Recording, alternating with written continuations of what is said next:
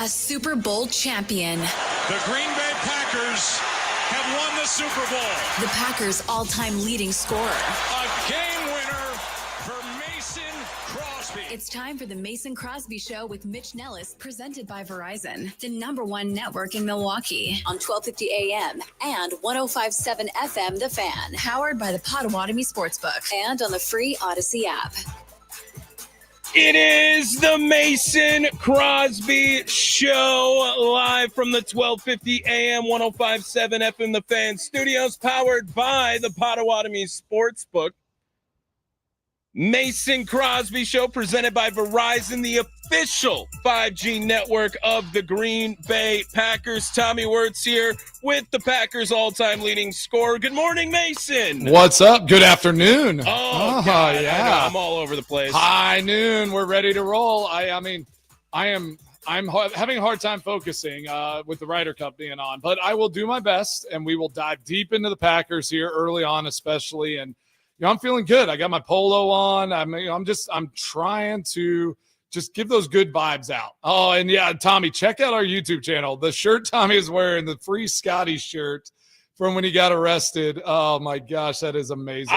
You always have the right thing to on these Fridays. That's what I needed on a Friday. I had a conversation with Scarlett, who works over in Thailand for us here, right? And she looked at my shirt and said, "Who's on your shirt?" And then I did that pull out, right, of oh, look at it clearer, right? She's like, "Oh, the guy from the new Happy Gilmore." That's literally. Oh, no way. I was like, yeah, I think he's a little bit bigger Did you than. Just turn and walk away. It's I'm sorry. I need to reset this whole conversation right now. If my parents taught me anything, it's if you have nothing nice to say, don't say it at all. Right? Just the blank stare. I couldn't engage in the conversation after that. But it is Ryder Cup weekend. We have Packers football Sunday night. Brewers pancake breakfast looked awesome this morning. Man. If you saw some clips from that, those shirts, I need a pancake shirt. It was basically just a t-shirt, right, Mason? And then they had a pocket on the shirt, and then it just says pancake here. It literally just says pancake here. It's perfect Brewers baseball merchandise, just banger shirt. I do think a shirt pocket pancake better than a short pocket pancake. Yeah, because you get stuff in your short pockets, but in your shirt, I feel like that's a lot cleaner. I'd be more willing to eat a pancake out of a shirt pocket, no doubt. I can vouch for that as well. I have, as someone, it's better out of a shirt pocket. Better out of a shirt. It seems like I have something to play for you here. It is the Mason Crosby Show. We are presented by Verizon, the official 5G network of the Green Bay Packers. I have some more shirt stories later on in the show, but food you just brought up right there. Before we get into some Packer conversation, which we will, and I would love to get the fans involved today, you guys, 414-677-1250. That's the Nicolay Law Fan Talking text line if you want to join the program.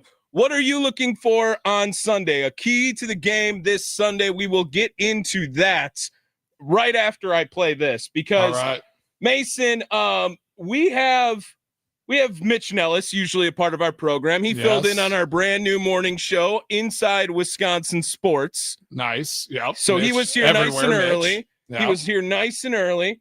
And Mitch Nellis, if there's one thing you could use to describe Mitch Nellis, food is a word. Food's a big part of his life. Food is massive, right? And anytime Mitch is talking about food, so it's like, Mitch, dude, you reel it in, Mitch, right? And you know what? We've gone long enough. I am now opening the floodgates to Mitch Nellis food conversation. Just all in. After some conversation yesterday that I had to play for you when you were here ready to go. Yeah. Because hot dogs, big topic today on 9 to Noon with Kuhn, brand new show. I'll play the full clip. I heard him talking about Costco yesterday. So is this Costco dogs? Are they comparing the different hot dogs? Just play the clip. I got to hear this. How many hot dogs can you put down, Kuhn, do you think, in one sitting? Now, are we talking the big ballpark dogs, the big footlongs? Why does his voice get so deep when he's talking about hot dogs? Just your standard hot dog. Yeah. Just your standard dog. Well, see, that's the problem again, because professional athletes are weird. So for me, a standard hot dog is a minimum 12 inches. Oh my gosh, right? 12 inches right there, right? That's a standard hot dog for Mr. Kuhn. Yeah, but I mean, like his preface to that, like that's an like a professional athlete like standard. I didn't know that was something that was given in a handbook. To be a pro athlete, you have to eat a standard foot-long hot dog every time you sit down. Oh no, and he was pretty much disgusted if it's anything smaller than that. You drop a little 6-inch hot dog on my plate.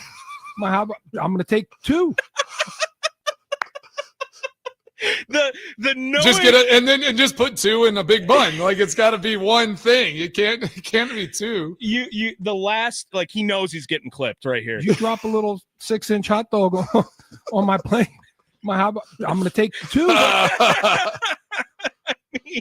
So if that's going to be the floodgates opening for food talk here, Mitch Nellis, you keep being you, Mitch Nellis, all right? Because nothing has been said like that on this show. Yeah, nothing has been said. And so that was food talk on the Mason Crosby now we can show. go food whenever we want.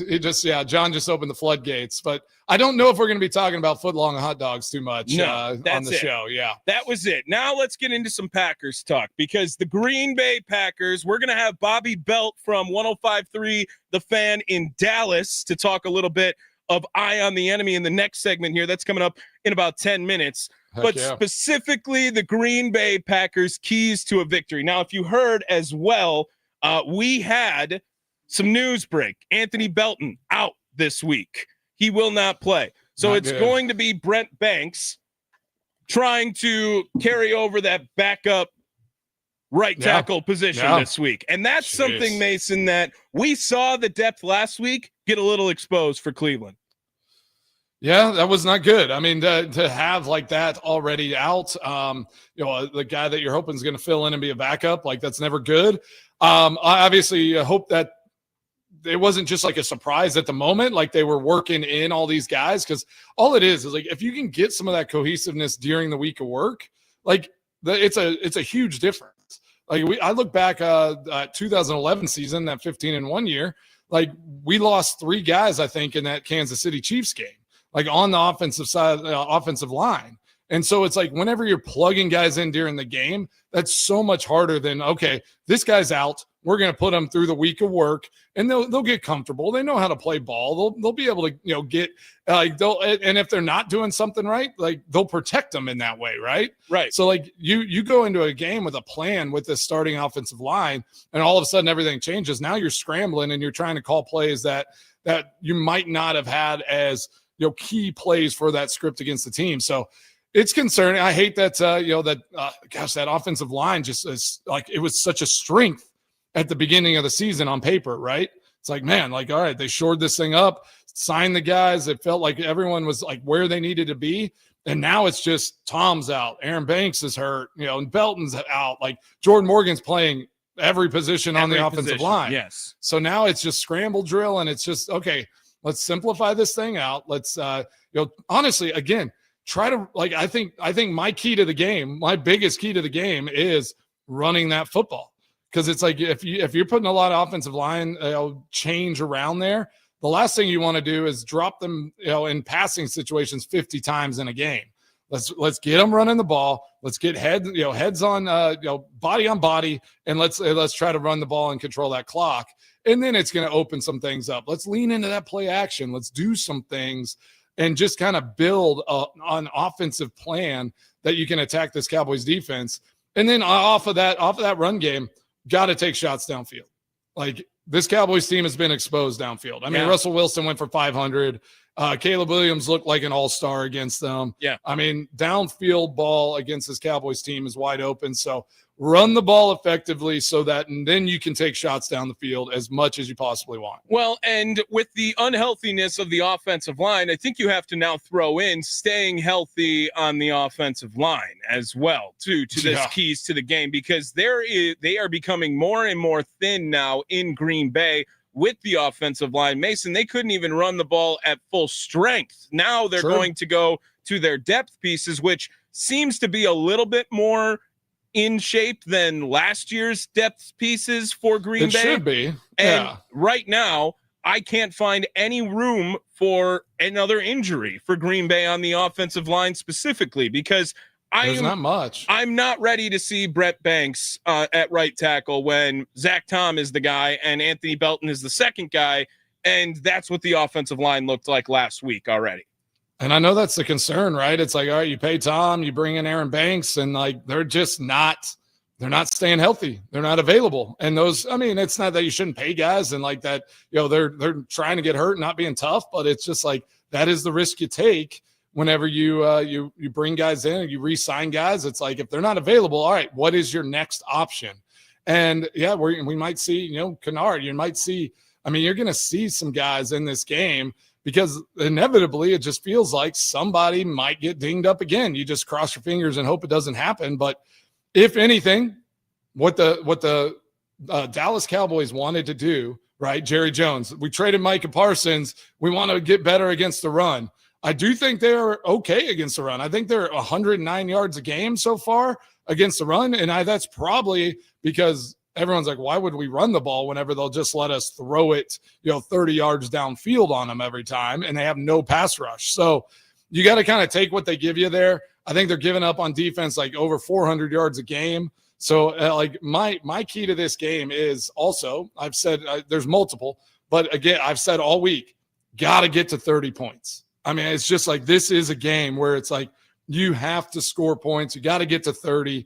And there's no way this Cowboys team can go against this defense for that long and try to score that many points and have great success. And Dak has been turning the ball over. I think he has 5 interceptions on the year. So this could be one of those where we get some turnovers, score off those opportunities, and just find ways to get in the end zone as much as possible. Jerry Jones was on 105.3 The Fan in Dallas earlier today. We will have Bobby Belt on from 105.3 The Fan in Dallas coming up in little under 5 minutes or so here. Here's what Jerry had to say about facing Micah Parsons. About it, Micah is special, and we all know he is, and he can be disruptive. But we have huge amounts of experience with the anecdotes that we've seen used on us for the last 4 years. Right. And while he does make great plays, there is also a way to approach playing against Micah, as we know, because we didn't exactly win the Super Bowl during those years. So bottom line is, when I look at playing him, I think of trying to have him as an advantage when we were playing other teams over the last 4 years. And some plays it looks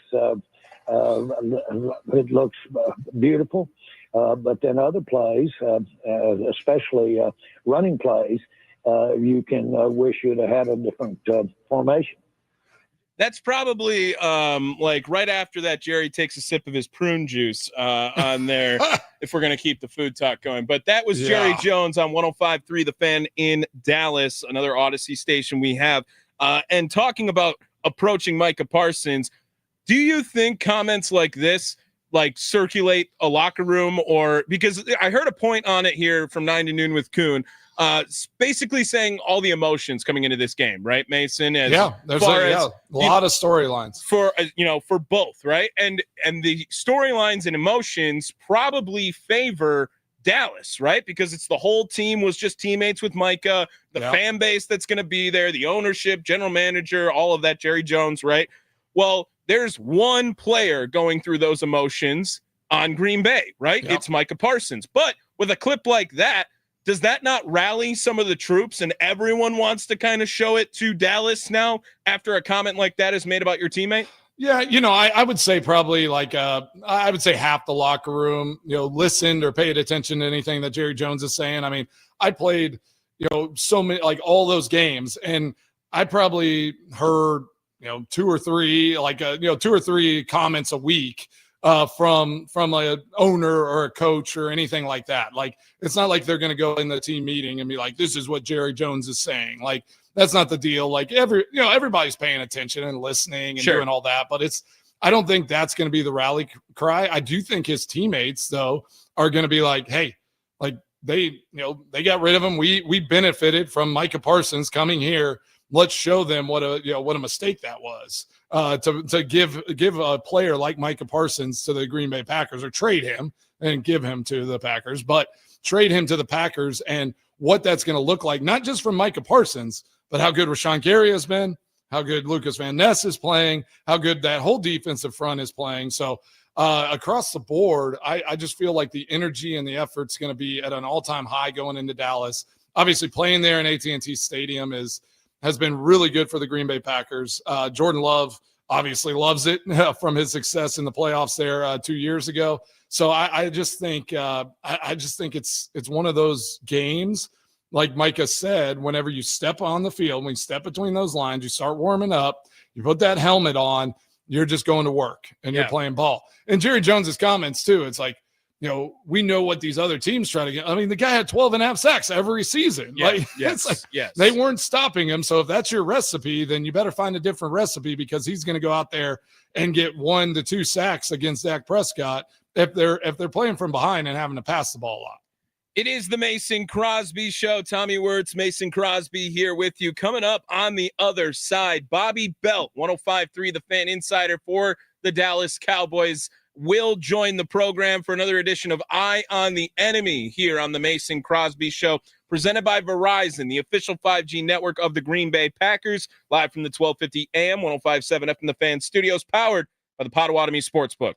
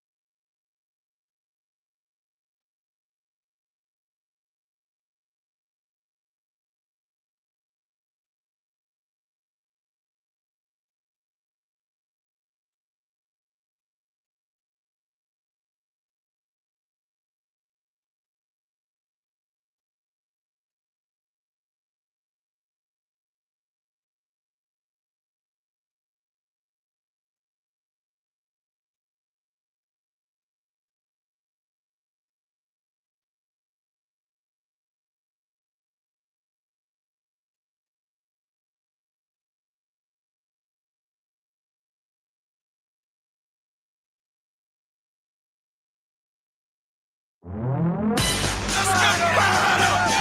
the enemy over there. They're not your friends. You don't go over there and shake hands, smile, hug their neck. Let's go behind enemy lines.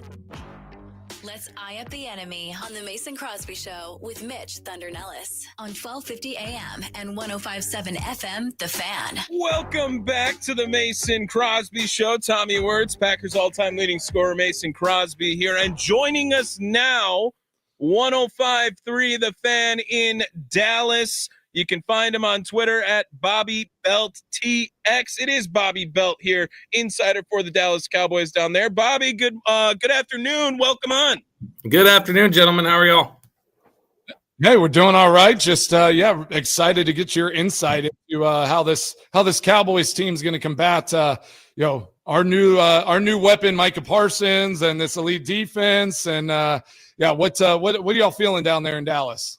Well, we're big believers in prayer down here in Texas, and you are. That's going to be a lot of it. Look, you're missing more than a quarter of your starting offense right now.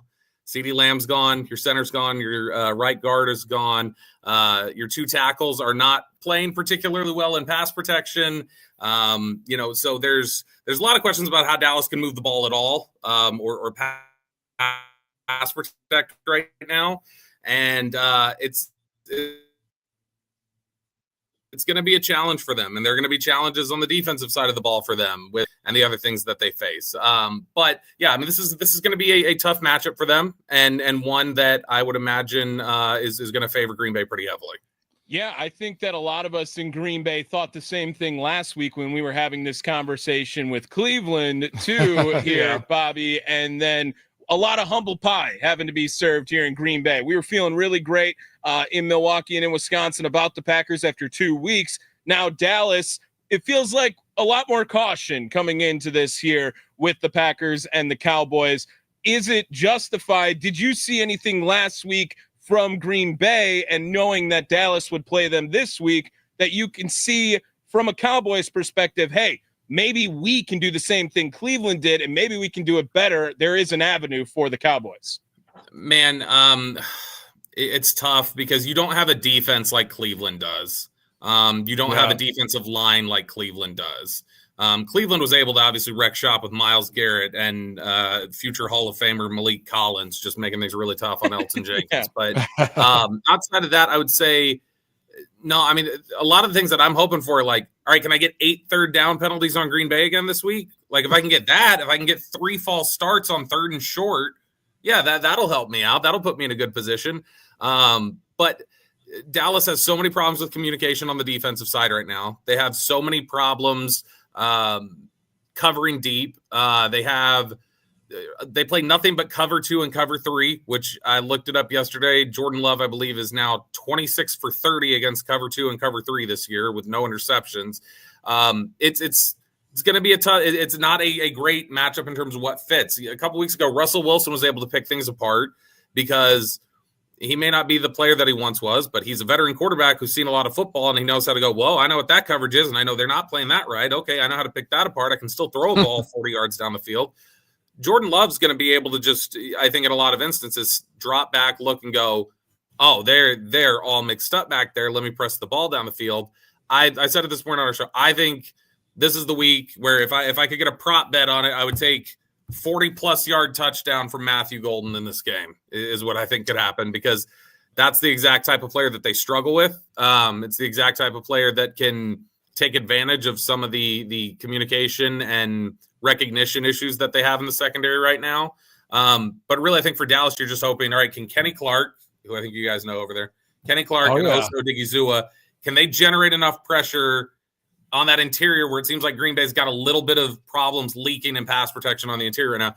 Can we do that enough to just fluster Jordan Love into throwing the ball sooner than he wants to? That would kind of be the hope for Dallas. Yeah, it seems like it. I mean, obviously the goal is, okay, you go stop the run, but it sounds like that secondary is just kind of a disaster right now in coverage. So if you stop the run, then it's like Green Bay just goes to the pass game, and that's not a good recipe for Dallas. And that goes to like a specific player, Trayvon Diggs. Like, is he healthy? Is he doing like what's going on the outside with him? I know I've heard from like Cowboys and on y'all station talking about some of what he's been doing this year, not very efficiently. I saw a couple plays against Chicago where he was trying to press coverage and just basically missed the jam and almost fell down. So what's going on with him? Is he just kind of having a slump right now? He worked really hard to get back in time for week 1. So I think there is a thought from some people of like, okay, did we just go, okay, fantastic achievement, but like, were you really ready to be back? I'll give him this slight pass. I don't think he's been great. I think a lot of what he gets credited for in coverage is not his responsibility. There'll be a certain instance a couple weeks back when there was Russell Wilson threw the deep ball late that scored the touchdown with like 25 seconds left. And then Dallas had to go down the field and get the field goal to send it in overtime. On that touchdown, I believe it was that one. People were trying to say that was on Diggs. It was on Donovan Wilson. Like Donovan Wilson is supposed to be the deep middle safety, and he's just not getting deep enough. He's not letting it go. Yeah. Like he's not getting back far enough. And you've got Diggs, who is supposed to play the right third, and it's like, well, he's not responsible for what's coming over the middle. I know you guys see him standing there, not you guys, but in general, you see him standing there. Yeah. People naturally go, well, you're near this, and you look like you're chasing after him, so this must be you. And in reality, it's like, well, you're in zone. You've got linebackers and safeties there who are supposed to knock somebody's timing off their route a little bit as they're going to go in that zone, give the safety some sort of chance, and the safety's got to give deep. I don't know why Donovan Wilson, a strong safety, is the guy they're playing at free right now. So a lot of this is just Diggs hasn't been great, but I think a lot of it is also just a collective miscommunication issue or guys playing out of position where it's like, yeah, when one guy isn't doing something exactly right, it makes all 11 look silly on a given play. Bobby Belt, 105.3 The Fan, joining us here on the Mason Crosby Show. Bobby, another question for you. You mentioned it earlier, CeeDee Lamb going to be out for a couple of weeks now for the Cowboys and going to miss this game against Green Bay. Where does Dallas turn on offense now with your top weapon gone for a couple of weeks, specifically against the Packers?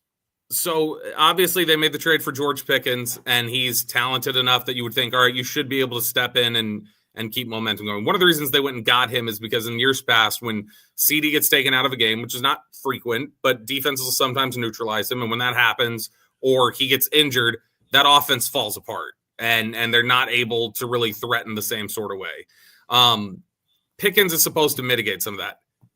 George Pickens has had, going back to Pittsburgh, issues with body language, effort. Does he get taken out of games too easily because he gets frustrated with certain things? If he's getting bracketed by a safety, is that going to make him, reduce his effort a little bit? Because he's thinking, ball's not coming to me anyway. Last year, George Pickens was about as efficient when you look at the metrics. Last year, he was about as efficient as CeeDee Lamb was against single coverage. When they were double covered, it was not even close. CeeDee continued to produce at basically the same rate, single covered or double covered. George Pickens just collapsed. In fact, Jalen Tolbert last year, who has been a disappointment here as a third-round pick, when he was double covered, the target passer rating on him was 120, which is double what it was on George Pickens. George Pickens' passer rating when he's double covered last year was 70, which is not good enough. Yeah. So there's a question about, all right, these 4 weeks may determine if you're getting paid because you were told you're going to play on the final year of your deal. We'll revisit this later, but this might be where we determine if you're worth paying. They've run the ball somewhat effectively to this point. They may lean into some of that. But I wouldn't be surprised if they finally have Jaden Blue, their Texas running back, who hasn't been active a single game this year, if he's active this week, because he can do some stuff in the slot. He can play running back. He's more dynamic. And right now you need dynamic playmakers because I don't know if they feel like the chemistry between Dak and Pickens is there enough yet to be like, yeah, that's our one, and we don't care what you throw at us. We're going to be able to operate. Man, I love those takes. Yeah, I totally agree with you, Bobby. I think that if like Cleveland did, obviously great defense over there and with the Browns, but if you can try to slow the game down or like make, just speed it up, I guess, where it's like clock's running, run the ball effectively, move the ball, somewhat effectively, keep that offense off the field. That might be a recipe for this Cowboys team. Obviously they've shown they can score points. Like they have a good offense. But you're just not going to want to be playing from a spot from behind against this Packers team. Like if they have to drop back and pass it 50 times, that's going to be a problem for this Cowboys offense. And then, I mean, what's a probably best recipe for them? Maybe they just get to the 40-yard line and kick field goals every time, and just see how many points they can get. All they got to do is get 5 yards on the new touchback. Exactly. Yes. I mean, yeah. Like that was my segue to say Brandon Aubrey's a dog, and he's been exceptional. Like, how do you feel about, like, since obviously special teams was my job, like how do you feel about the special teams for your Dallas Cowboys? Is there any advantage on that side of the ball? Obviously, with Brandon Aubrey on the field, he's a weapon. How does the rest of the special teams look there in Dallas? So Aubrey, yeah, absolutely. He's fantastic. In fact, we were marveling this week. If all Brandon Aubrey that was on his career ledger was 50-yard field goals, 50-yard plus. Yeah. His field goal percentage from 50 plus would be the most accurate field goal kicker of all time. If that was all he had. Wow. That's insane. He's only missed like 2, hasn't he? I mean, he's a monster. And one of them was like a 70-yarder at the end of the half against Carolina, where they're just like, well, let's see what this will do. It was like those Sebastian Janikowski kicks from years ago where they were like, why not? Just less drunk. Yeah. Exactly. It is a case though where they're 32nd in the league in starting field position. They haven't done a good job returning kicks so far this year, and they've got an all-pro returner back there in Kevontae Turpin. That should be better. Their special teams penalties are way up. Nick Sorensen, who is their special teams coordinator, was talking about Ryan Flanoy, one of their receivers, who's been expected to contribute a little more on special teams. And he had gotten an illegal block in the back penalty on a punt. And he asked him, he's like, what happened there? And he's like, I got him right. I didn't do anything wrong, blah, blah, blah. He's like, well, then Sorensen said, we sat down in the film room on Monday and I looked at it and I said, okay, you absolutely did not get it right. That's 100% a penalty. If you feel you have to do that, go find somebody else to block. Yeah. Just don't do that. Don't get us in trouble. So there's a little bit of, I think, frustration with some of the penalties they've experienced on special teams. Obviously, like I said, field and position hasn't been great so far. So I wonder if, are they still figuring out how to do things with the landing zone and the touchbacks and how much they want to really kind of play with some of that stuff. But they've got a great kicker. I think they really like their punter. I mean, their battery there, that battery of like long snapper Trent Sieg, the punter Brian Anger, and their kicker Brandon Aubrey. It's a really good group. But their actual coverage teams and a team that had Bones Fossil here, one of the more revered special teams coaches in the league, it's a transition period. And I think guys are still kind of figuring some things out. Bobby Belt, 105.3 The Fan in Dallas here on the Mason Crosby Show. One more question for you here, Bobby. It feels like we haven't really brought this up as much as we should in conversation. Micah Parsons going up against Dallas this week. It's the reunion. I don't know if it's really homecoming because, I mean, no tribute video. I get it. You got whatever, like we're that salty there in Dallas. I can understand, especially after the Luka deal. Like everything in Dallas, like what are we doing, right? And but what's the game plan if you're Dallas now? You've never had to game plan for Micah Parsons. Is this something that you can see him thriving in this environment, or do you think Dallas has a good plan to go up against him? And we did hear Jerry Jones's comments about that he's seen other teams game plan against Micah Parsons, so they should have a good recipe. And then I made sure that everyone remembers that Micah Parsons had 12.5 sacks every time. It was a disruptive force. We love you, Jerry. Bobby loves you, Jerry. Sorry, they weren't very good at it either. Bobby didn't say any of this. So well, that's a loaded question. That's a loaded question. First, I would say this. I know what Mike has said this week in Green Bay. I know what Jerry said this week in Dallas. Don't believe either of them when they say, it wasn't personal. It was 100% personal for both of them. And it remains personal. I think I would expect Mike is going to rush up the A-gap a lot. He loves doing that. He loves mugging as a linebacker in the A-gap. They've got injuries there. It makes a ton of sense for Micah to try and do that. Quick pressure, be able to get in Dak's face, get him off his spot. That's a big thing for them. Dallas is in a unique position. When Brian Schottenheimer was first hired here, he was hired as an offensive assistant in 2021, Micah's rookie year. And his role as he's a defensive assistant. His role here was he would work with Dan Quinn and say, all right, we're playing the Chiefs this week. If I was the coach of the Chiefs, here's how I would use their personnel. And he would give him a mock game plan of how he would attack the defense for that personnel that week. It was kind of a cool job. I liked it. It was one that they had Ben McAdoo do at different points. It was a good opportunity to do some different stuff. But so obviously it's not the same, but I mean, Brian Schottenheimer did spend 17 weeks game planning for how do I neutralize Micah Parsons in a mock setting as the other team. So, and I asked him about that this morning. We had him on. I said, does that prep you any better? He's like, well, you got to remember, everybody's going to use him differently. I was prepping for how did we use him? Green Bay is going to use him differently. So it's not an exact one-to-one, but yeah, we're used to trying to do some different things with him. I would also say this, and we'll see if this is something he can beat in Green Bay, because this is something he was never able to shake here in Dallas. Big moments, big games, there was a feeling like he would press. Like he wants to make the play so bad that it turned into hero ball sometimes, and he would abandon responsibilities. There would be busts.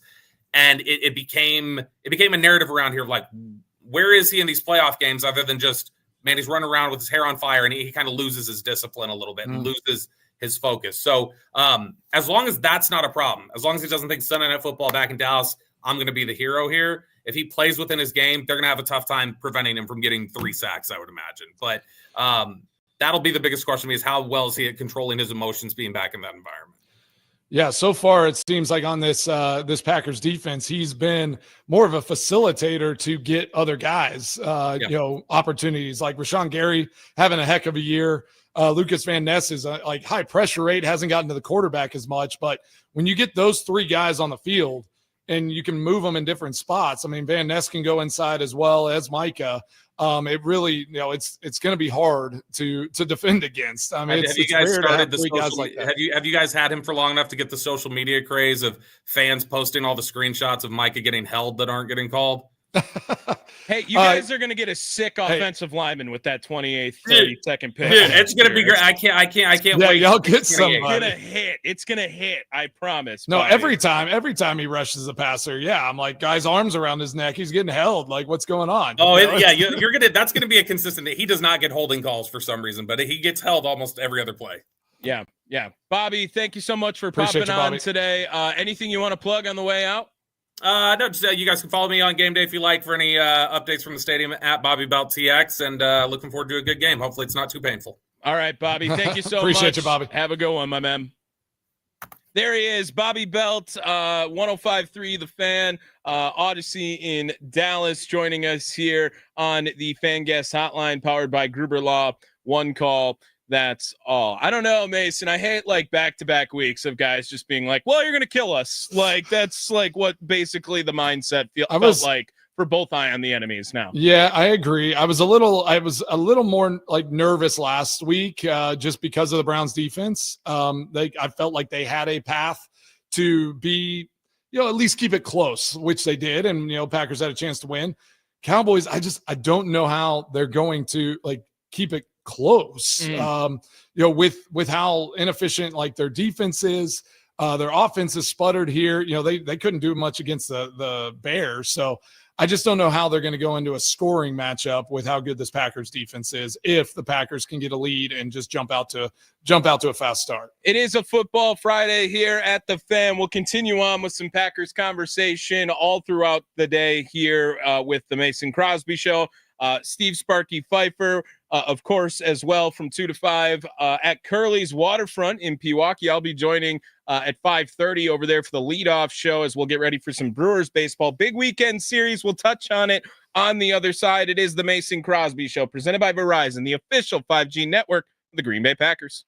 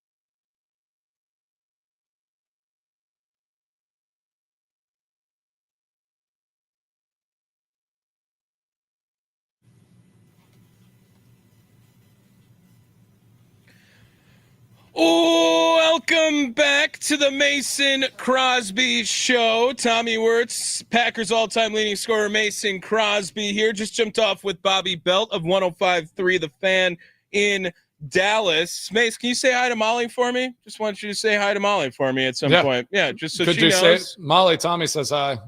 Hey, she's waving. Yep. Okay, she's in here working. Yeah. She's just working. She's always working. I was just making sure that everyone knows. We have a communal workspace up here. Nice. Okay. Wine podcast over here to my left, and and then just doing the show every day right here up in above the garage. We had our nice little cabin room, we call it. So. Okay. You'll have to come visit sometime. I got to get my way to Nashville. I've never been to Tennessee, Nashville in general, so I think that it'd be a place. I'm here, bro. Come on. Yeah, I'm here, bro. All right. I'm here, bro. It is the Mason Crosby Show. We are presented by Verizon, the official 5G network of the Green Bay Packers. I would love to continue Packer conversation. Join the show. Nicolay Law Fan Talking text line 414-677-1250. We can talk anything you want to go with on the Green Bay Packers. Specifically, we're looking ahead to Sunday on against the Dallas Cowboys, of course. Sunday Night Football should be an awesome time.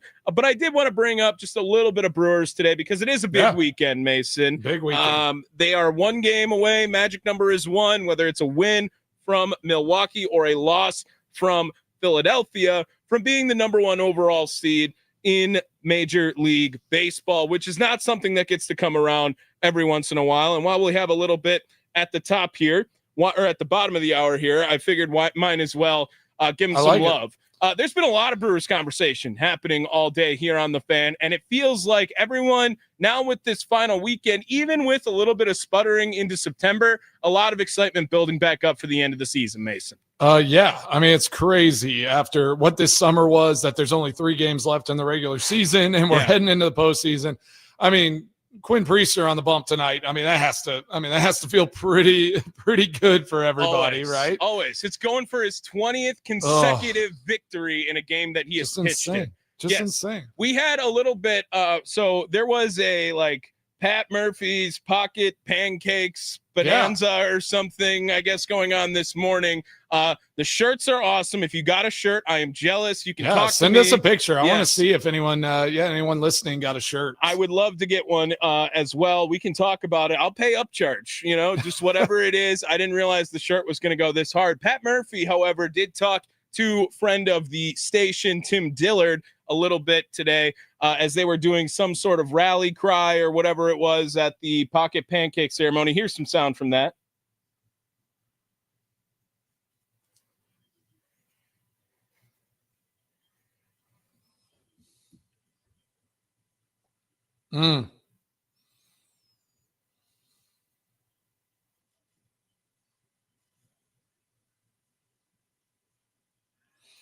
Inject that in your veins. Yeah, take that. Okay, Mr. Murphy. Seriously. Yeah, we're here to prove them wrong. And it felt like, again, Mason, we felt that in August. We felt that in July. September, it was trailing away. But Pat Murphy, to give that back to you here right before the final weekend series of the season, I'm all the way back again now. I'm pulled right back into it. You know what? I'm back with smelling salts. Oh, yeah. Oh, yeah. Give me some of that. Yes. Just ripping salt. Oh, yes. In the air. I mean, I didn't need them after I heard him, what he said. I mean, I'm just like, let's go. But I mean, those salts just hit, and I'm feeling good. And I just say, everyone, save those pancakes. Take them to the game tonight. And whenever they win that game, I want to see pancake launch like Tech does with the tortillas. Yes. Let's launch pancakes. Instead of rally towels, just rally pancakes. Pancakes going around and just toss them onto the field once they clinch that 1 seed. There was a lot of talk about sacrificing other teams' performances across the state today on the station for Brewers' success. I'm here to say this.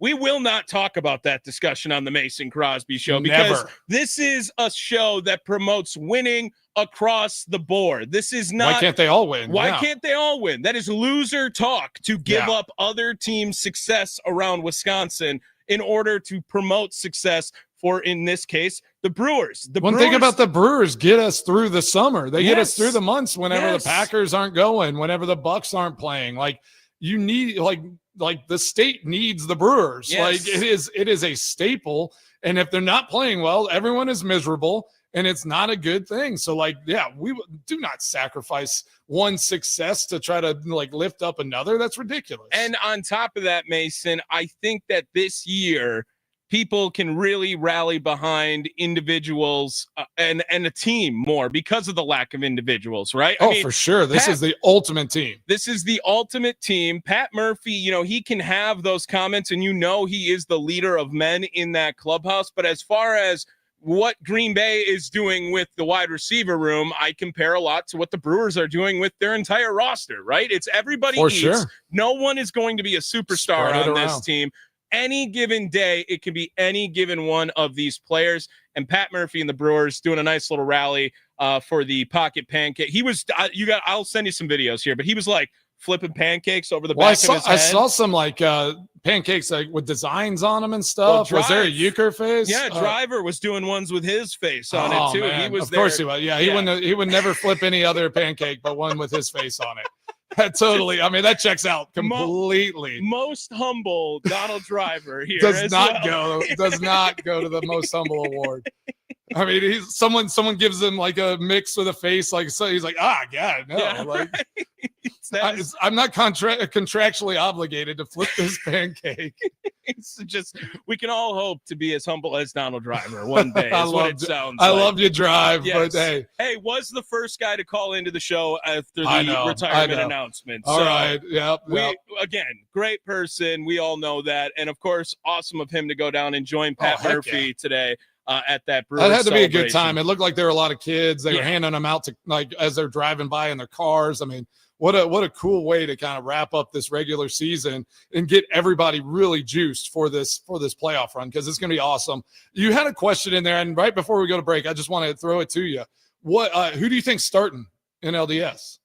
Who do you think is going to be starting pitcher? Do you think it's Peralta? It's got to be Peralta. It's Freddie Quinn. Freddie Quinn, someone. We don't know 3 yet. We don't know someone. All right, so we don't know the third. All right. If you want to tell us who's starting in the NLDS, Nicolay Law Fan Talking text line 414-677-1250. We'll be right back with Mikey Henninger. Get some fantasy football talk here every week on the Mason Crosby Show as well. Text in your fantasy football questions. It is the Mason Crosby Show, presented by Verizon, the official 5G network of the Green Bay Packers.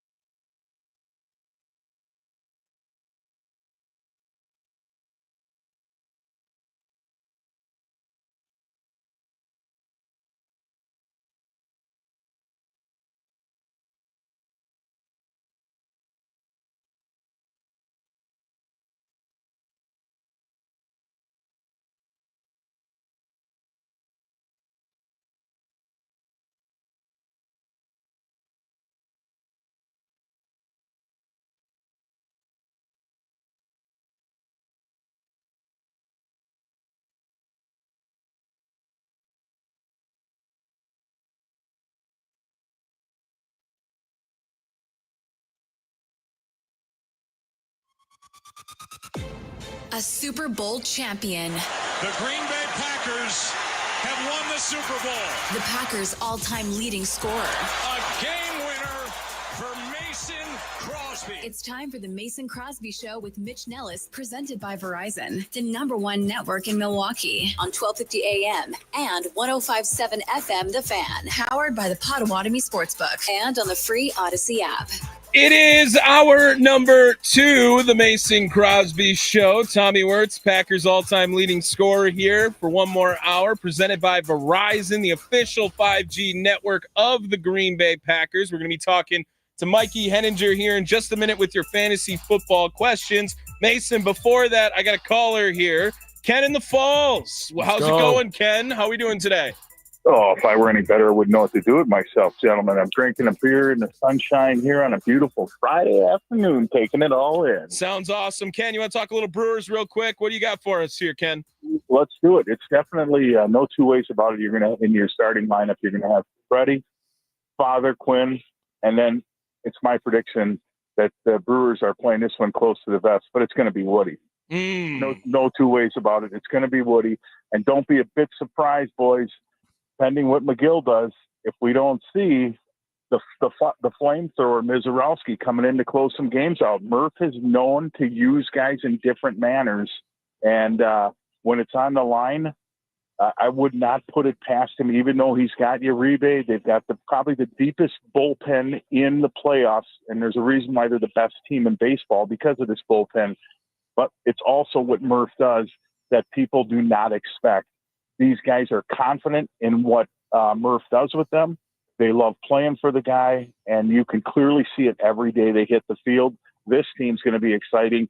Look for a couple of quick sweeps in the NLDS and the NLCS before they get to the World Series, and they're going to have to play 6 to beat the Yankees. Let's go. There it is, Ken. Don't be a stranger, Ken. Have a good one, my man. Have a good weekend, boys. Heck yeah. There he is, Ken in the Falls. Yeah, just calling his shot. More right salts. Away there. More salts. More salts. I mean, that's just it. Let's get a rip here right before rip it. Yeah. Right Double before. rip. Yes, double. Yes. Joining the show now, as he does each and every Friday. Did not think that he would ever see me in that state of salt. Mikey Henninger, Basement Brewed Fantasy Football. How we doing today, Mike? What is up, gentlemen? I'm doing great. I actually just finished watching every Mason Crosby game-winning kick as a Green Bay Packer over on YouTube. Wow. So I'm in a great mood. Right. We'll send you salts for next week, but just do that. If you don't have the salts, that'll get you fired up. Yeah. Anyways, I mean, just watch the Dallas ones over and over again, and you'll get pretty juiced. Yeah, but, that's right where I left off. I appreciate you jumping on. Yep. Yeah, exactly. Did you gotta listen to the Dallas kick with the Celine Dion, in the background? That one hits right. That one gets you. Okay, Donald Driver joining the show now here in exchange of Mason Crosby. There we go. Mikey Henninger jumping on. Mikey's been talking fantasy football with us for the last couple of weeks. We're going to have him on every Friday. He's going to be at 1 o'clock today. I think going forward, we'll have him a little bit earlier in the show. But Mikey, how's your fantasy outlook going right now, first and foremost? Using your advice on yourself enough this season? It's kind of funny you say that. Well, first of all, it depends which of my 73 leagues you're asking about. Oh, right? I'll only focus on the good ones, but it's funny you ask that though. I always like to joke that, you know how a doctor is his own worst patient. That's kind of how I am with fantasy football. By the time it comes for me to set my own lineups, I kind of make some rookie mistakes pretty frequently, but just go as long as my subscribers and members are doing it right, then we're all good. That's more important. Nice. So what's the best lineup that you're throwing out there right now? What's one that you can hang your hat on that just is been producing, feels really good? And then I also always love to ask, the tight end is the hardest position, right? Mm-hmm. If you get a tight end hurt, your top guy goes down, who is that guy that you can kind of look to maybe if your starter has gone down, for some of these listeners to dive in whenever they feel like their fantasy season's about to go down the tank?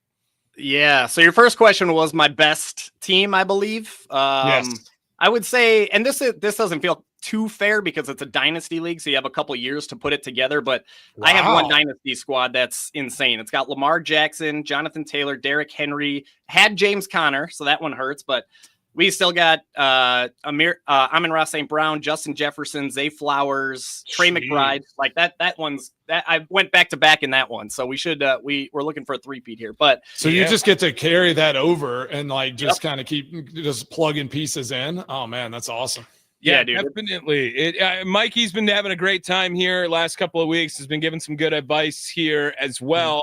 He asked. This is the first time he's coming on Mason Crosby, and he's like, "What do I need to know?" Like he didn't prep for anything until Mason Crosby was on the show. That's not totally true. I did text Mitch a couple weeks back, like, "Hey, is there anything specific you want to talk about?" But yeah, man, as far as your other question, Mason, about tight ends, you're right. It's totally a crapshoot. Pretty much every year, you get your one or two main guys, Trey McBride, Brock Bowers, and then after that. You know, George Kittle was in the mix and he went down. So that's a good example of what you're talking about. He was on my roster. So yeah, I'm scratching, trying to figure out who I'm going to plug in there. Well, I got you, my friend. Every week I put together a little streamer cheat sheet from top to bottom, tight ends, quarterbacks, kickers, defenses that I'm looking at. Top of the list for this week. Unfortunately for the Packers, Jake Ferguson is pretty high on that list if he's available in your league. There's just a lot setting up there to like about Jake Ferguson. Tucker Kraft shouldn't be available, but he is in some leagues, so he's up there. But after that, we got Zach Ertz, Dalton Kincaid, Dallas Goedert, Kyle Pitts, David Njoku, Mark Andrews. If you want to get real deep, Brenton Strange, Chiga Okonkwo, Aronde Gadsden. Strange. Yep. Aronde Gadsden, the rookie for the Chargers. He's suddenly getting some playing time out there. So they have a great quarterback. So like that makes sense. All right. Yep. Tommy loves Justin Herbert. If you didn't know that, Mikey, he loves Justin Herbert. I just think like let's wait till week 8 before we start having these conversations about a guy who lost a playoff game to Trevor Lawrence. Like that's all I'm saying. That's all I'm saying. Like 3-0 is cool. You know, everyone thought the Packers were winning the Super Bowl last week, and then the Browns happened. All right, slow down on Justin Herbert, right? Mikey Henninger, Basement Brood Fantasy Football, joining us here.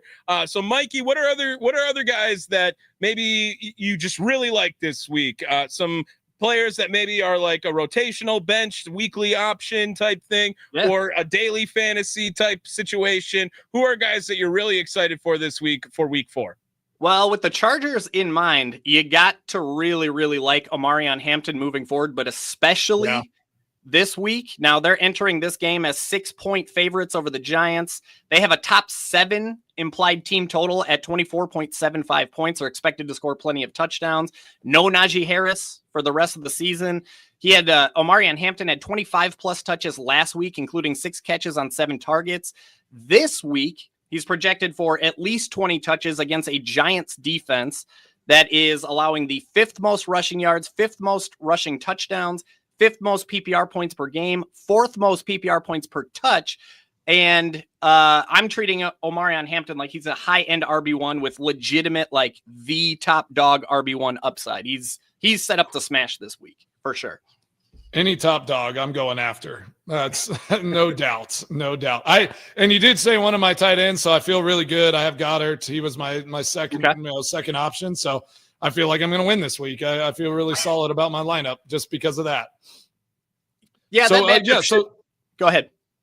Yeah. No, go ahead. You say what you're going to say. I got another question after you give your No, all I was going to say is there's plenty of upside and plenty of optimism to Dallas Goedert this week. That Eagles-Buccaneers game could shoot out a little bit, and if that happens, if you get Jalen Hurts throwing 30-plus passes, Dallas Goedert has a good chance to see his fair share of targets. So he's obviously not my favorite tight end, but he's usable in week 4. Nice. Well, you mentioned kickers, so this game against the Packers and the Cowboys. I mean, I got to imagine Brandon Aubrey is always, somebody. If he's ever available, go get him. Do you think he's going to score? Like he's got to be looking to score a lot of points against the Packers. He might be their only option to score points in this Packers game. Yeah. So believe it or not, the biggest concern with Brandon Aubrey is that the Cowboys are only expected to score about 20 points in this game, and they're heavy underdogs. 7 last I saw it was 7 points, 7.5 points. So the theory there if they're down, is that they're not kicking field goals. They're not kicking field goals. They're not going to be scoring a lot of points. I've actually been working on a kicker research project. You'll appreciate this, Mason. Nice. Trying to identify kickers that score double-digit points every single week, and kickers on teams that have a spread of, or that are 7-point underdogs, only score double-digit points about 3% of the time. So the likelihood of him hitting is, but he's still Brandon Aubrey. He's one of those guys that it's like, you got to put him in there because he could nail a 70-yarder right down the middle anytime. Yeah, absolutely. Mikey Henninger, Basement Brood Fantasy Football, joining us here on the Mason Crosby Show. What about specifically if any of our fans have doubled down and gotten some Packers on their fantasy football team, or Cowboys, I guess, for the week? Specifically from that game, Mikey, what are you liking a lot for week 4 of fantasy football? So I actually tweeted the other day, just threw my shot out there. I said, Matthew Golden scores his first and second touchdown against the Cowboys on Sunday Night Football. The stars are starting to align. There's a lot of positive green flags, green signs pointing for Matthew Golden. He's first of all, the Packers are tied for the second highest team total of all 32 teams this year. They're expected to score about 27 points in this game. Plenty of touchdown upside. Matthew Golden's snap share has increased week over week. He started at 48% of the snaps in week 1, 59% of the snaps in week 2, 71% of the snaps in week 3.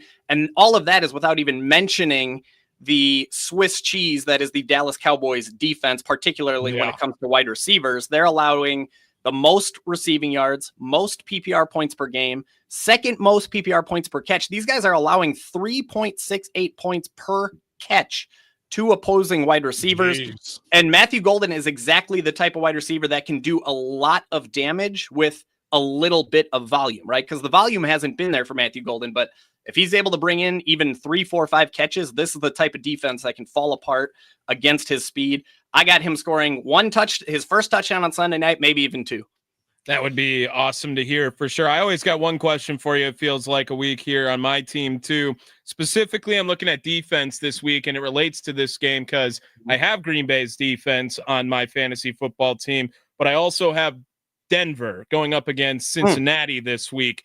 Jake Browning stinks, Mikey. Let's just call it what it is. And Denver's defense looks like they could have something here. Which one would you go with this week? I'm going Denver there. They're actually top 4 in my defensive streamers tab. I would go Texans, Bills, Lions over the Broncos, but that's it. After that, it's Broncos for me. Bengals are only expected to score about 18.5 points. They're big underdogs, suggesting they're going to have to put the ball in the air. Anytime you got Jake Browning putting the ball in the air too much, that could result in sacks, interceptions. I'm going Denver defense, and I'm feeling pretty good about it too. Man, that's awesome. I do have a question. Obviously, my first time talking to you, even though you've been on the show and talked to the guys a few times. But so how, like, what platform do you use? Do you have your own like fantasy platform, or do you spread out amongst other fantasy leagues and other platforms? Yeah, man. So I March of 2022, I quit a decade-long B2B sales career to do this full time. Like I'm in my basement cranking on this all day, every day, 100% of the time. But yeah, man, basementbroodff.com. I don't host. If you were asking if I host leagues, I don't do anything. Okay. Yeah. Yeah. I don't do that. It's just analysis, resources, community that people use to dominate their friends, and all of their leagues. Yep. All of that. So, yep. Yeah. I'm just asking I'm asking the questions. Want to make sure that I, know exactly what's going on as well. As our listeners, if it's the first time that they're hearing everything that you're doing, I mean, that insight obviously is exceptional and can help so many people in so many different, in different platforms, whether it's daily fantasy or, like the dynasty fantasy, which seems like pretty awesome, where you can just build out a team over years and go out there and dominate. So, that's great stuff, Mike. I really appreciate you jumping on, and hopefully you can keep giving us some insight, and we can go try to win a league here. I'm trying to beat up on some of my family members in a fantasy league, and I lose focus after if I lose a tight end or I lose my starting running back, I'm just like, oh gosh, my season's over. So I definitely need some help in that fantasy space. Well, here's the deal, man. I'm studying this stuff literally 30 plus hours every single week. I'm writing matchup analysis for every quarterback, running back, wide receiver, and tight end in every single game, every single week. You name a player, I have analysis for them for the upcoming week. So whatever you need, Mason, I got you covered, man. Just let me know. Okay, awesome. Mikey Henninger, Basement Brood Fantasy Football. Tell us where you can find all your great stuff, Mikey. BasementBroodFF.com is my website. That's where you can find my articles. You can find my YouTube videos. My YouTube channel is Basement Brood Fantasy Football. But otherwise, I'm just hanging out on LinkedIn pretty frequently, believe it or not, but also Twitter at BBFF Mikey. And Mason, I forgot to tell you that your buddy Lane Taylor says hello. I was texting him just before hopping on. He said hello. I love Lane. You're not down in Texas, are you? I'm not down in Texas. He was on my YouTube show a couple years back, and we've stayed in touch. And he hits me up for fantasy advice from time to time. So I told him. Does he ever send you a brisket or anything? So that's where the whole relationship started. I was in his DMs on Instagram, like, dude, you got to send me the recipe for this stuff. And from there, we started talking. So man, it's crazy. Awesome. Well, I appreciate it, Mikey, and we'll talk to you next week.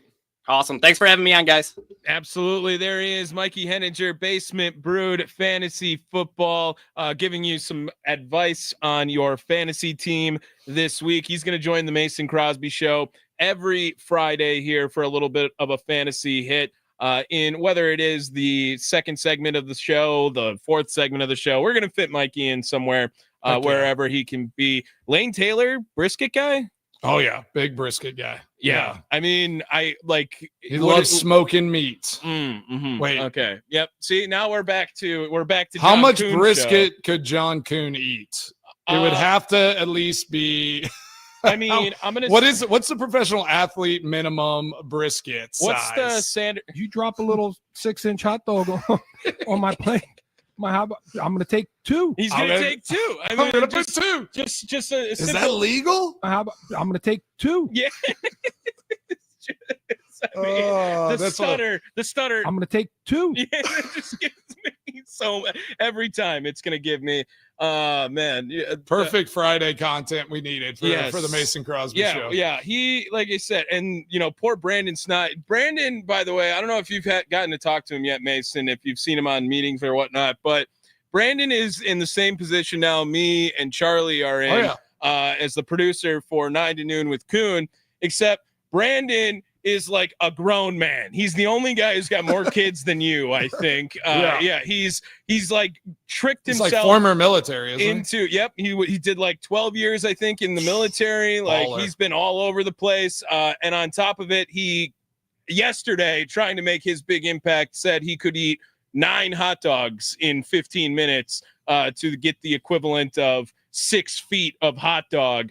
And he did it in like 14 minutes today. So he got after it for sure. And honestly, John was a little mad because you drop a little 6-inch hot dog on my plate. I'm going to take 2. I'm going to take 2. Yes. Double hot dogs with John Kuhn. That's going to be a segment. At least I hope it is. I mean, you don't see the hot dog eating contest, them taking foot-long hot dogs. That's not a hot dog eating contest. No. So I'm not sure that is standard, but I mean, I guess for John, it's a minimum foot long every time. A minimum. If it's not a foot long, John doesn't want it. All right, doesn't want it. It is the Mason Crosby Show. We're gonna get into some business ethics. Yeah, that was a tough one right there. Just a little business ethics on the other side. Every Friday, 1:20, we'll jump around, try to find a topic that has an ethical dilemma in sports throughout the week. Send those in if you ever want. 414-677-1250. That's the Nicolay Law Fan Talking text line if you want to join the Mason Crosby Show. We had Ken in the Falls talking Brewers. We'll talk some Packers if you want. Hell, I mean, Buck season's right around the corner. So be ready. What's that? Starting October 6th? Yeah, I mean, it's right around the corner. So we'll get more Camille Davis on here as much as we can. It is the Mason Crosby Show presented by Verizon, the official 5G network of the Green Bay Packers, live from the 1250 AM, 105.7 FM The Fan Studios, powered by the Potawatomi Sportsbook. You drop a little 6-inch hot dog on my plate. I'm going to take 2.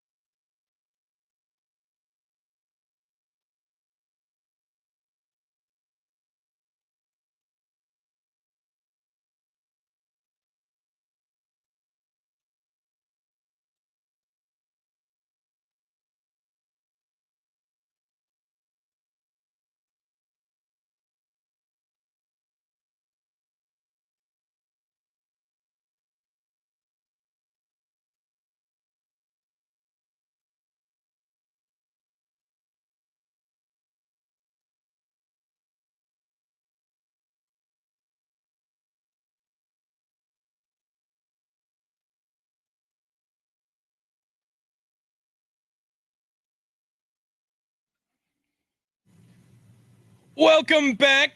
The Mason Crosby Show, presented by Verizon. Tommy Wirtz here with Packers all-time leading scorer, Mr. Mason Crosby. Yes, sir.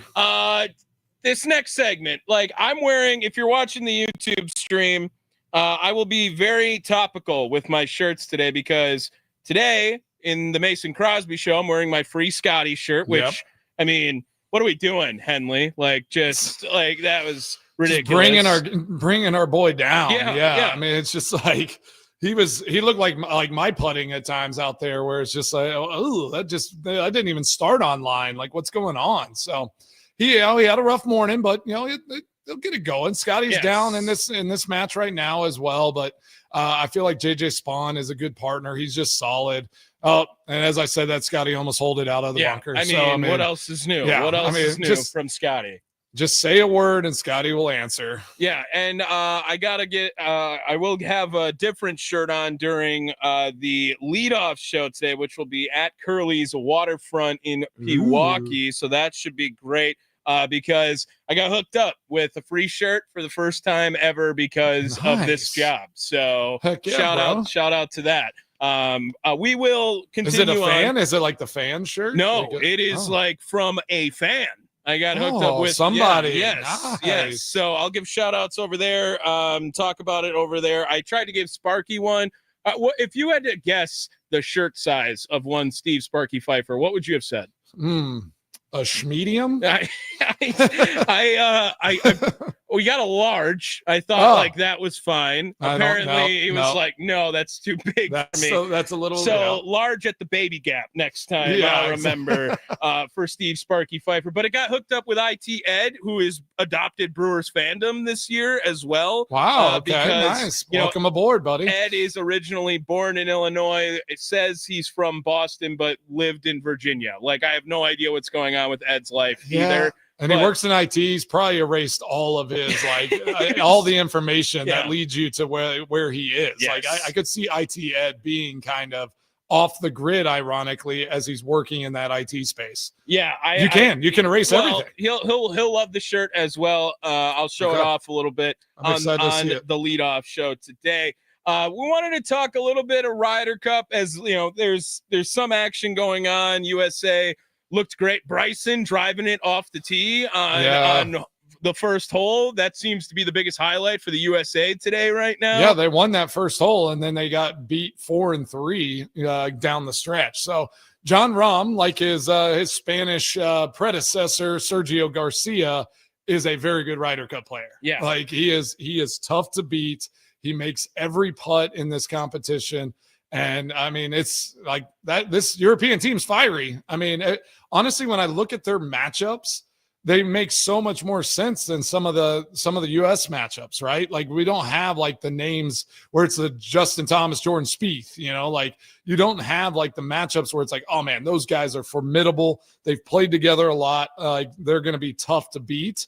Whenever you look at the European matchups, I mean, you got Rory and Shane Lowry, who are best buds. You got Fleetwood and Justin Rose, who, are English mates, if you will. Mm-hmm. And then Rahm just plays with anybody and dominates. It's just the European team just lines up for these team competitions really, really well. So, USA has their work cut out for them to try to get this win this weekend, but they're playing better. It looks like in this 4-ball format. That foursomes matchup has been their Achilles heel these last two Ryder Cups, and you get through that. Try to be a little less or a little more unscathed than they were this morning. It was the goal, but at 3-1, so you're 2 down. You're going to be all right. They're going to come back. They're going to be fine. It's moments like this you need to know that the USA has won every single Super Bowl, and never has Europe won a Super Bowl. So just remember that in case any of the days get dark over the weekend. Only in America can you win a world championship whenever you only play in America. Yes, I mean, I guess we play in Europe now and Brazil. I mean, they're making it legitimate. They're going and they're playing in other places. So whenever it's claimed a world championship, you you can actually say that. Like, you're like, yeah, we've played in all the countries. We're fine. We've covered all our bases. There was Michael Jordan was there at the first day of the Ryder Cup. Everyone was freaking out because his numbered credential was 23, by the way, which, of course, if you think that was by chance, you're an idiot. Like 100%. They gave him the 23rd credential, no matter when he registered or showed up. I promise you they did that. Sure. But he was also in the news here.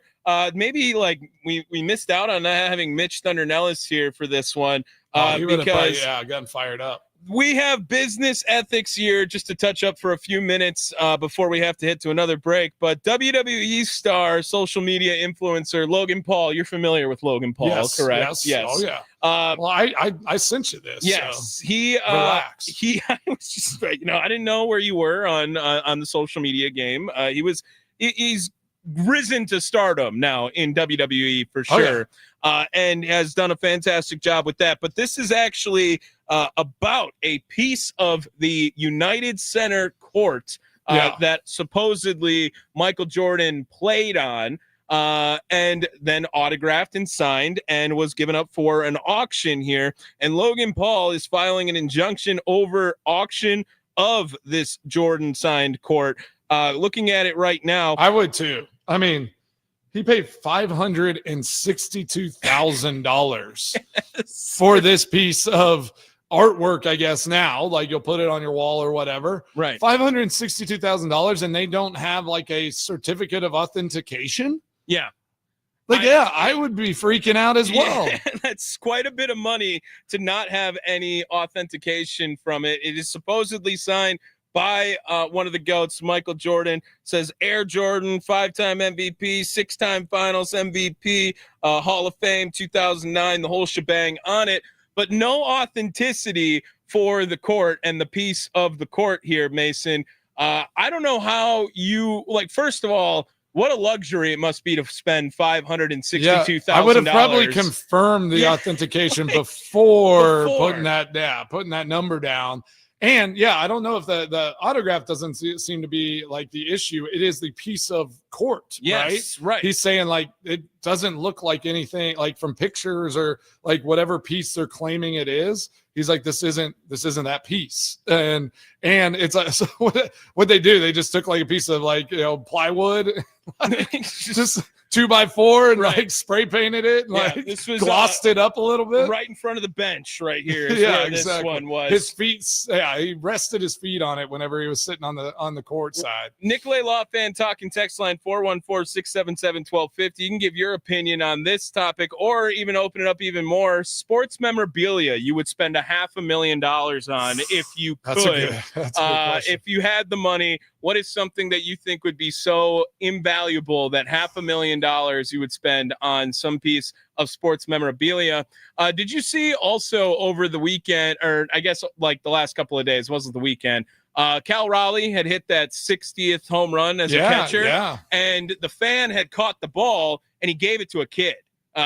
Which we all wanted to make that lady famous in Miami after she went and snatched the ball away from the kid.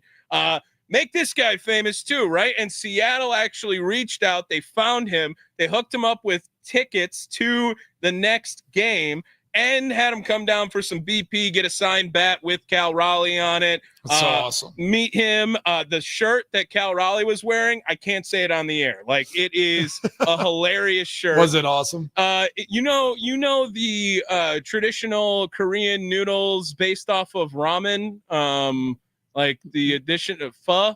Oh yeah. Well, now there was another word after that. Okay. That all would right. kind of be not FCC friendly, right? Yeah. So okay. he was wearing that with just all the ingredients of pho all over it, and while he was meeting this kid. Yeah. Nice. It said nobody gave him a heads up. It was said that it was a kit, if you will. It was a kit of that word. Put that word in front of kit. Okay. And that was how things went down meeting him.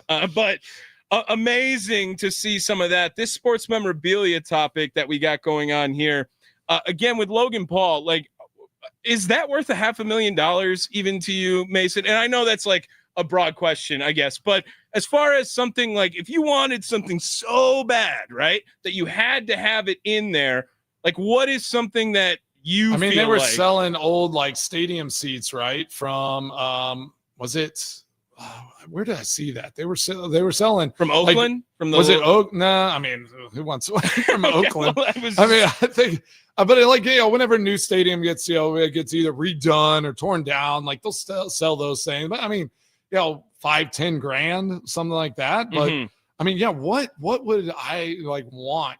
500,000 is crazy. We had our buddy on for the golf segment, like the old golf balls. Yeah, right. Think about like an old like John Morton. John Morton. Think about an old Tom Morris like original golf ball that they found that like was passed down through his family line. What a great talking point. I'd pay $500,000 for like a T-Rex head. Like an original one, like just a T-Rex skull. Give me that. Would you not? I just wasn't ready for the conversation to take that turn. If there is something that I could see being worth $500,000, like a T-Rex skull, dinosaur bones of like the actual T-Rex that was going on back in the day. I can get behind that. Okay.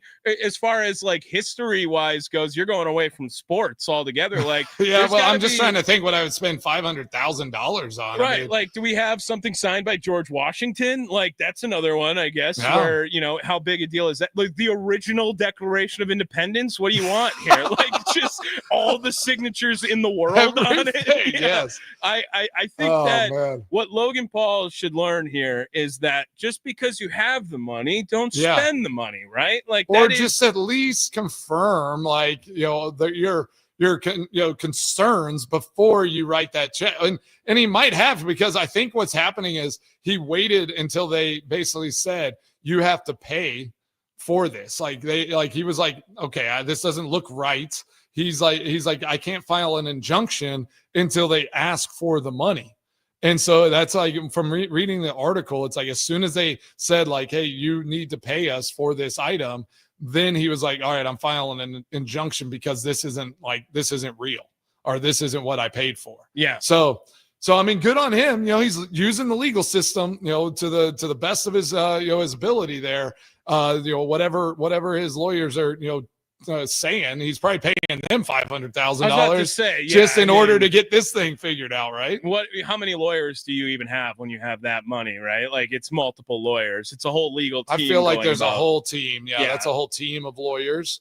Man, would you? a Tiger Woods, like the Sunday Red, with like an Augusta, like like from his first Masters. What if you win? get his first jacket, the first green jacket? Like that's something that could $100K. $100K. That doesn't get to 500. Just like 500. What about like a Babe Ruth homer, like confirmed home run ball from Babe Ruth, right? Like he hit 700 of them. His first one, right? First home run, like that. First home run ball. That could be something that I feel like sports memorabilia would really upcharge. I don't know. Like, cool. You have people over for a nice little, dinner party, and they're like, "Oh, look at that! It's Babe Ruth's first home run," and everyone goes, "Oh!" And then you're like, "Yeah, I paid $500,000." They're like, Do you have worth it? Sure. Do you have like a collection of like jersey swap? Were they jersey swapping when you first got into the league? It felt like that was like a newer thing that got on. They were pretty tight. Like they were tight with us in Green Bay early on, where it was just like, if you jersey swap, you actually, you had to pay for the jersey if you swapped it, which was kind of wild in my regard, like in my situation, because they'd make 5 green and 5 white jerseys every year for me. Mm-hmm.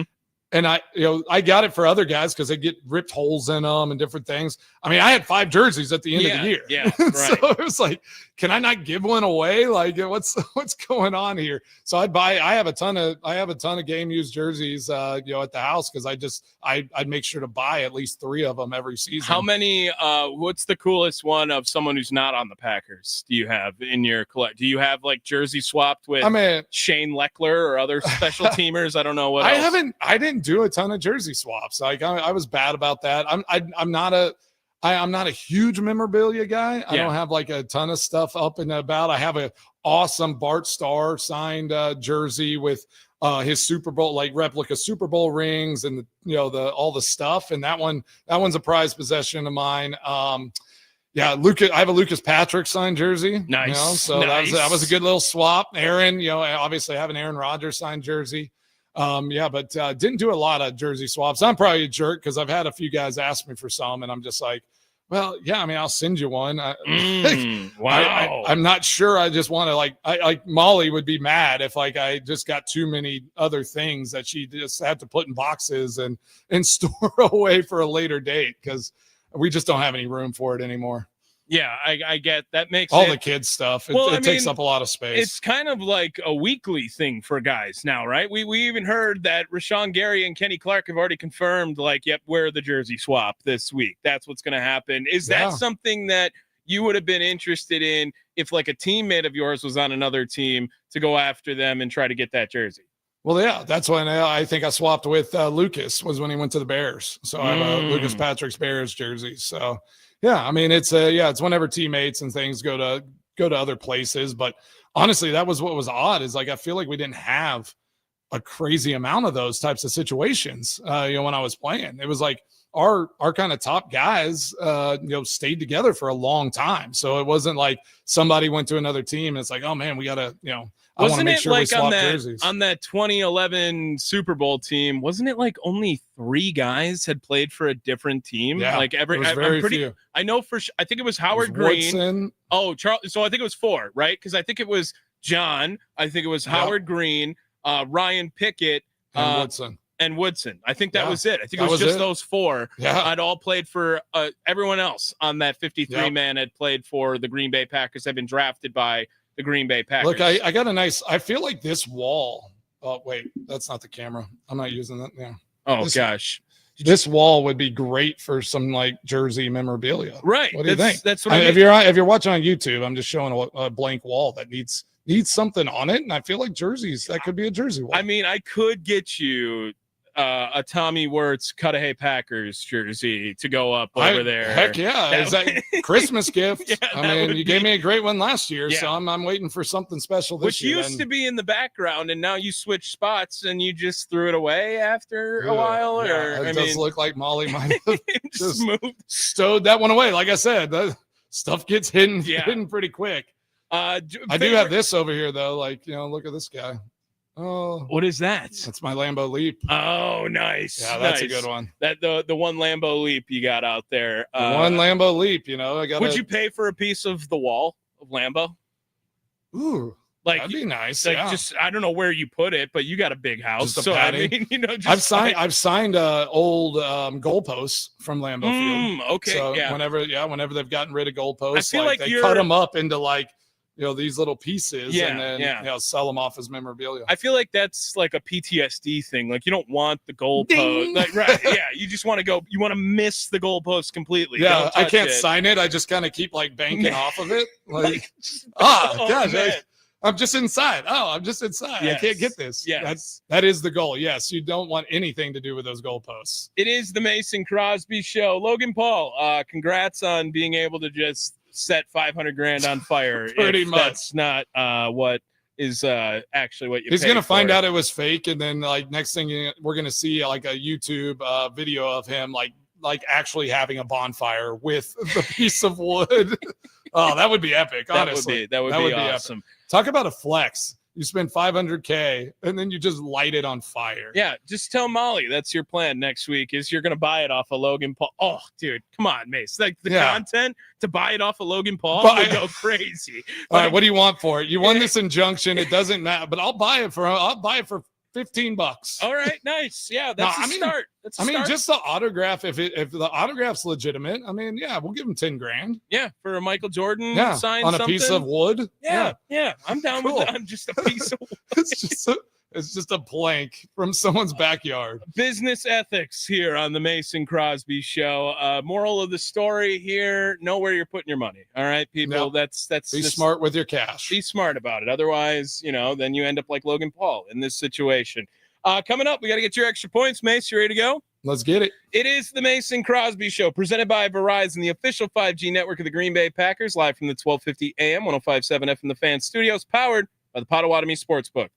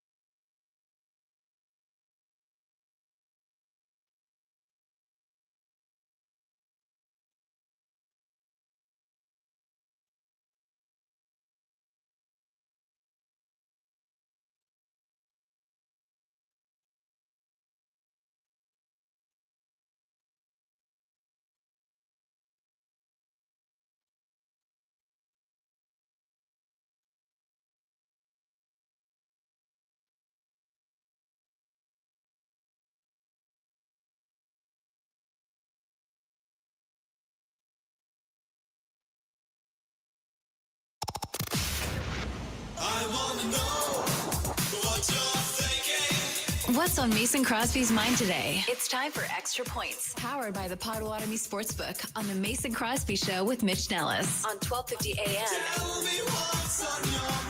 and 105.7 FM, The Fan. Oh, man, great week. First week in the books at our new time slot. High noon to 2. Pew, pew, pew. Free Scotty. We got to free him from bad partners or bad golf because John Rahm is just jumping on him right now. And, Sepp Straka, I guess, is a good golfer as well. And they're just beating him down. And it's not good. The U.S. needs to get this thing right. I will never stop supporting the U.S. Ryder Cup team, but I would like to see a better performance out of them. I agree. And, I'll be up early watching tomorrow. I am going. I will be going out on the boat tomorrow, Tommy. Oh, okay. On the yacht or the boat? Little boat club action. The yacht club. There's no yachts. Oh, okay. There's no yachts. All right. I didn't know if you had a connection to Jerry to get on the yacht this weekend or not. No, I joined the boat club just to kind of see. The yacht club's next. That's like the next progression. Yeah, you have to join a boat club before you can get into the yacht club. It goes boat, it goes yacht, it goes Michael Jordan signed piece of wood. Yeah. That's the levels. I would put that sign piece on my yacht someday for sure. The SS plagiarism, like right there. Yes. I love that. That's awesome. What kind of boat you going on this week? Do you guys know, or do you guys just choose when you get there? We have like a wakeboard boat that are reserved. So I was getting mixed reviews from the fam. I want to try something else, something different out. We've done the pontoon. We've done just kind of like a normal ski type boat. So I'm just trying all the different boats. And they're like, can we take the dogs? I'm like, no, we can't take the dogs on the wakeboard boat. And they're just like, well, then we should get a different boat. We want to take the dogs. I'm like, this is ridiculous. Don't we want to go on the water and like ski and like do, go tubing? They're like, yeah, but we want to take the dogs. Like, oh gosh. Whenever you have five girls in your life, like you just get told what to do on a regular basis. Yeah, and you're wrong still most alive. of the time. You're still alive, right? I mean, they're keeping you afloat here. No boat pun intended there. Being nice. wrong, like killed you faster, then I'd be gone pretty soon. I'd be gone really fast. Exactly. But I'm hoping that, that's not a scientific thing. And, I can just be wrong all the time and still live a long, happy life. Yeah. So, but they'll tell me how to live, and I'm fine with it. I love just rolling with these kids. Elizabeth doesn't have a soccer tournament. She's playing a game on Sunday. Nolan's still kind of coming out of this concussion protocol, man. Like it's been a long run. So I do want to give a shout out kind of in my extra points that I appreciate the process that they go through now. Like, head injuries when I was playing in high school. Now, I guess if you have 3 confirmed concussions in high school, like they won't allow you to play school sports anymore. So it is, it's obviously be careful and cautious. It's one of those that they're taking seriously, which I think they should. But he's been kind of limited for almost 2 weeks now. So it's a process, but he's getting like, ready to get back out there. His head's feeling a lot, clearer and better. We might even go hit a few golf balls just to see where he's at. See where he's at. I heard wakeboarding is great for concussions. That's what tubing, I heard. Getting thrown off a tube and skipping across the water. I heard if you can do that and like you don't get another concussion, you're good. Yeah, you're fine. Right, so we got to test the waters, for lack of a better word. Nice. But Tommy, how many hot dogs are you having this weekend? Oh man, I'm gonna tell you. Have one, or you're gonna have? No, I'm telling you that you drop a little 6-inch hot dog on my plate. I'm gonna take 2. Yeah, take 2. I'm gonna take 2. Yeah, I have a lot more plans here. That when I go to the bar tonight, my plan is to leave. I'm gonna take 2. Yeah, from the bar, absolutely this weekend. So Curly's that's forever. That's forever taking 2. That's forever on our show. Oh gosh, yeah, that's beautiful. So thank you to John for hooking us up with that. Mason Crosby Show presented by Verizon, official 5G network of the Green Bay Packers in our new time slot, since now returning here to the Fan 12 to 2 I got to get rid of saying good morning. Good morning is on my brain. No more morning. It is the afternoon. Hope you guys have a great rest of your weekend. Mason, have a good time on the boat this weekend. Yeah. That should be great. Curly's Waterfront in Pewaukee. Go see Sparky. Come see me as well. I'll be there at 5:30. I'm going to jump on this first segment here with Wisconsin Sports Daily. Mason, have a good rest of your weekend. All right, crush it, Tommy, and go Pack Go. It is the Mason Crosby Show, presented by Verizon, the official 5G network of the Green Bay Packers. I was